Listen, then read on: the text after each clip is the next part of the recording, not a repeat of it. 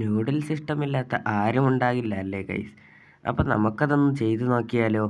വളരെ എളുപ്പത്തിൽ പെട്ടെന്ന് ചെയ്യാവുന്നൊരു റെസിപ്പിയാണ്. ഇവിടെ നമ്മൾ ചട്ടി ചൂടാക്കി എണ്ണ വിറ്റി അതിൽ കറിവേപ്പില ഇട്ട് കൊടുത്ത്, പിന്നെ കുറച്ച് സവാള അരിഞ്ഞത് ഇട്ട് കൊടുത്ത്, പിന്നെ കുറച്ച് പച്ചമുളകും കൂടെ ഇട്ട്, കുറച്ച് ഉപ്പും കൂടെ ഇട്ടിട്ട് നല്ലവണ്ണം ഇളക്കി കൊടുത്തു. പിന്നെ കുറച്ച് തക്കാളിയും കൂടെ ഇട്ട് നല്ലവണ്ണം ഇളക്കി.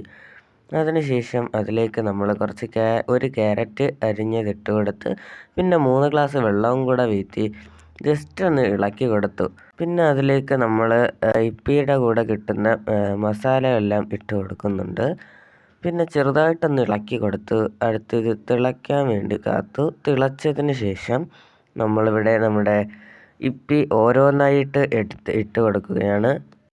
എല്ലാം ഇട്ട ശേഷം ചെറുതായിട്ടൊന്ന് ഇളക്കി കൊടുക്കുകയാണ്. ശേഷം മൂടി വെച്ച് ഇതിനെ വേവിക്കാം. കുറച്ച് കഴിഞ്ഞ് നമുക്കിതിനെ ഒന്ന് തുറന്ന് നോക്കാം. ഇപ്പോൾ ഗൈസ് ഏകദേശം നമ്മുടെ ഇപ്പി സെറ്റായിട്ടുണ്ട് ഗൈസ്. അപ്പോൾ ചെറുതായിട്ട് അടി പിടിക്കാതെ ഒന്ന് ഇളക്കി കൊടുത്തിട്ട് വെച്ചിരിക്കുമ്പോൾ നമ്മുടെ ഇപ്പി ഇവിടെ റെഡി ആയിട്ടുണ്ട് ഗൈസ്. അപ്പോൾ നമ്മുടെ ഇപ്പിയുടെ ഫൈനൽ ലുക്ക് ഇതാണ് ഗൈസ്. അടിപൊളിയല്ലേ? അപ്പോൾ എൻ്റെ അണ്ണൻ ഇത് തിന്നു നോക്കിയാണ്.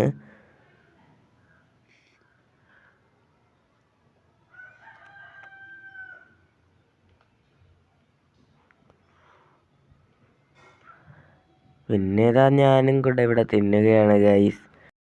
അടിപൊളിയായിട്ടുണ്ട്. എല്ലാവരും നമ്മുടെ ചാനൽ ലൈക്ക് ഷെയർ സബ്സ്ക്രൈബും കൂടെ ചെയ്യണേ.